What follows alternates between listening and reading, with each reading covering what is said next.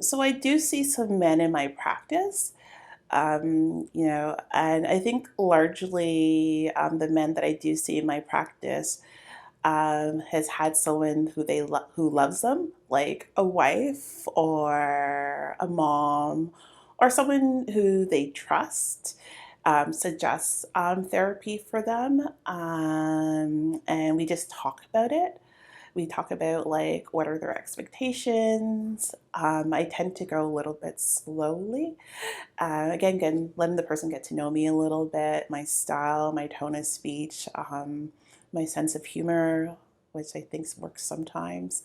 Um, and I think, you know, I think for the most part, the men that reach out for help, they're pretty ready at this point. Like they've been wrestling with it for like probably quite a few years. I'm just thinking about the men that I'm currently work with. Yeah, they've been struggling with this for several years, and then finally they decided to really listen to someone who they trust and to seek support.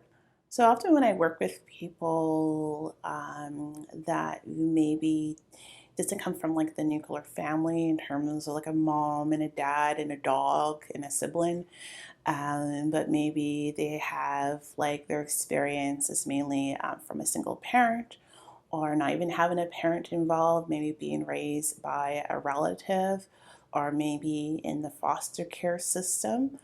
Often there's like a reluctancy to speak of their experience because they feel quite protective of their parent. So often I have to talk about, like, my questions are not about, your parent being a bad parent or even shaming or blaming your parents. Sometimes I break the ice by simply saying this, and I honestly believe this in my heart, that most parents actually do their absolute best with all their shortcomings.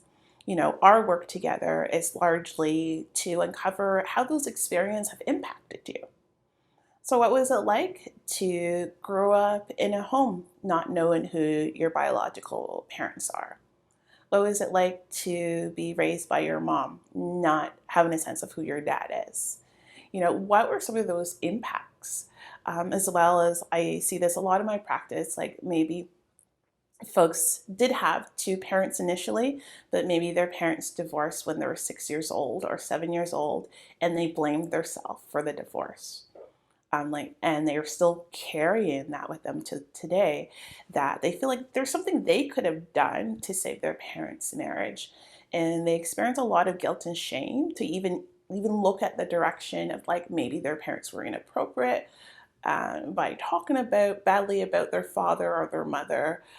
Very protective, right? So sometimes I'll talk about, how does the protection serve them? And what are some of the ways that the protection doesn't serve them? And can we explore that a little bit? And often I find that quite helpful. But largely, I just kind of paraphrase it as like, this is not a session about saying that you have a bad parent. It's about you, really.